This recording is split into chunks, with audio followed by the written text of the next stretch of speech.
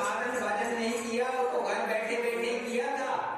एक दिन एक क्या बोले, एक सज्जन मेरे को कि बोले बाबा वो तो जन्म जन्मांतर की ऋचाएं थी, मतलब शास्त्र के कुछ वो थे। तो मैंने कहा क्यों, कौन सा अभी जन्म लिया है, ताजा जन्म है? तो हमने तो सदियों से जन्म ले रखा है, तो ये कुछ जन्म जन्मांतर का पुण्य है हम लोगों का, आपस में बैठे हुए हैं या बाबा के चरण में।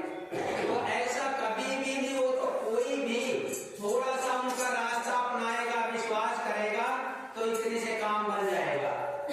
तो ऐसे में इसको मैं थोड़ा सा ज्यादा भागवत की नहीं बोलूंगा, मेन पॉइंट बोलूंगा गोपियों के ऊपर। जब कृष्ण भगवान को अक्रूर जी लेने आए थे, तो उस समय में भगवान जा रहे थे। जाने पर भगवान ने क्या बोला गोपियों को कि मैं आऊंगा। उन्होंने ये नहीं बोला कि कल आऊंगा, महीना में आऊंगा, 6 महीने में आऊंगा, बोला आऊंगा। तो वो कंस के पास जैसे जा ही रहे थे। और एक और मैं बता देता हूँ आपको, वो जैसे आपने कहीं सुना होगा या टीवी वगैरह में या इसमें फिल्म वगैरह में देखा होगा, पूरा गोपियां रोने लगी और रास्ता रोकने लगी। ऐसा कभी नहीं। जिसको ज्ञान आ जाता है वो अंदर से उसकी ललक उठती है, बाहर से ऐसा कभी नहीं करता। हो बाहर से तो वो बिल्कुल भी नहीं उन्होंने शो किया, भगवान उनका अंदर को जान रहे और वो भी उनके अंदर से दुखी थे, लेकिन उन्होंने ऐसा ना रास्ता रोका। उन्होंने यही मनन किया कि चलते समय हम लोगों को उपदेश दिया है भगवान ने, रामायण हो, गीता हो, महाभारत हो, सब हम लोगों को संदेश दिया है कि जब कोई आदमी घर का मेंबर कहीं बाहर जाता है तो उस समय में खुशी खुशी से बोलो, खुशी खुशी से कहो कि हाँ अपना कर्तव्य करके आओ। तो ऐसे से वो बहुत अच्छे लक्षण होते हैं। तो गोपियां ने अंदर में उनको भगवान ने संदेश लगाया कि मैं आऊंगा, ऐसा बोल के भगवान चले गए। अब जाने पर क्या है, भगवान ने जैसे आपने सुना ही है, कंस को मार दिया, वो सारी कहानी मतलब। उसके बाद कृष्ण भगवान ने वहां राज भी किया। जिस समय राज कर रहे हैं कृष्ण भगवान, भगवान के पास 2 चीज नहीं है, मैं ये भी बता देना चाहता हूँ माताओं को। एक तो भगवान के पास दुख नहीं है और एक भगवान रोना नहीं जानते। ऐसे भगवान सोते भी नहीं, ये भी बात है, भगवान सोते है ही नहीं। तो जिस समय गोपियां रोती थी, मतलब गोपियां ये नहीं क्या समय रोती थी, वो रोने के साथ ललक उठती थी उनकी, अंदर में उनकी एक लगन उठती थी। उतनी देर तक वो ऐसे रो करके उनके अंदर में मतलब जैसे पीड़ा होती है, ये आप लोगों के प्यार से मैंने भी महसूस किया। हकीकत में जैसे कांटे चुभते हैं शरीर में, ऐसा महसूस होता है। तो उनको ऐसे वो ललक के लिए मैंने रोती थी। जिस समय उनकी वो डिग्री सेट हो जाती थी तो उनको भट भगवान के दर्शन हो जाते थे। मतलब इतना भाव ऊंचे उठ जाता था कि वो भगवान के दर्शन हो जाते थे। वो क्योंकि अंदर उनका शुद्ध था तो साफ दिखता था। जैसा उनका भाव होता था कि लेट में रात में को बोला माने अरे गोपी जा पानी लेके आ कुआं से, तो वो पानी लेके जा रहे हो, सोते हैं कृष्णा थे। तो मेरे को डर नहीं लगता था, वो तो साथ चले जाते थे। आज मेरे को डर लगेगा, मैं कैसे करूं?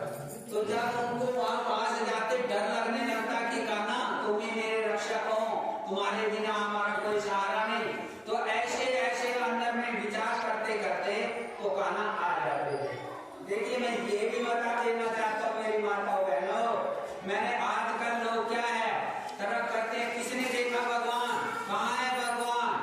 तो मैं ये आपको ये बता देना चाहता हूँ कि जैसे नशे के अंदर गंदे पे पड़ा हुआ वो सोचता मैं बेड पे सोया हुआ हूँ, तो ऐसे ही जो भगवान का भक्त है उसको एक अंदर में आनंद वो आनंदित हो जाता है। आनंद का इतना नशा हो जाता है कि उसको भगवान दिखने लगता है सामने।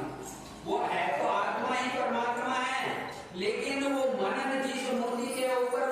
भगवान को रोक करके उसने अंदर से मन ने रिकॉर्डिंग की है, जब उसको आनंदित हो जाएगा, भावुक हो जाएगा, तो भगवान दिख जाएगा। तो ऐसे में अब कोई बोले कि हमें दिखाओ, वो भगवान मूर्ख नहीं है, ये तो मूर्खों का काम है। फर्ज करो हम किसी को बोल दें कि भाई एक बेसिरा आएगा, उसका दिमाग खराब है तो घर से उजड़ रहा, उसका कोई खाने पीने का व्यवस्था है नहीं, तो उसकी बातों में मत आना, तो अंदर चुप जाना, वो उल्टा पुल्टा बोलेगा, रो पीट के चला जाएगा। तो आगे अगर वो गाली देगा, जो मूर्ख होगा वो बोलेगा ये खड़ा तेरा बाप, ये खड़ा छाती पीटेगा आगे, क्योंकि वो मूर्ख है, वो जान रहा था वो उसका कोई जीने का ढंग है, वो तो परेशान है। हमें तो भगवान ने मौज दे रखी है, बढ़िया व्यवस्था, टाइम पास अपना उनका सहारे से अच्छा हो रहा, तो हम उसमें क्यों बंद करें? वो भगवान ऐसा नहीं है। भगवान ने तो मर्यादा बनाई हुई है, जब हम उस मर्यादा की लाइन में पहुंच जाएंगे तो बिना पुकारे आया है आज भी आ जाएगा। तो इसलिए ये बातें तो कि भगवान कहाँ है, किसने है, मैंने एक ने बोला मेरे को कि अंकल कहाँ है भगवान, मैंने उसका हाथ पकड़ लिया, हाथ पकड़ के मैंने कहा एक उंगली उठा लो, उन्होंने उंगली उठा ली, मैंने कहा आंख मीच लो, आंख मीची तो मैंने कहा उंगली दिख रही है, बोला नहीं दिख रही। अरे तेरे हाथ से टच है उंगली और तेरे को दिख नहीं रही, क्या हो गया तेरे को, कोई बीमारी तो नहीं हो गई?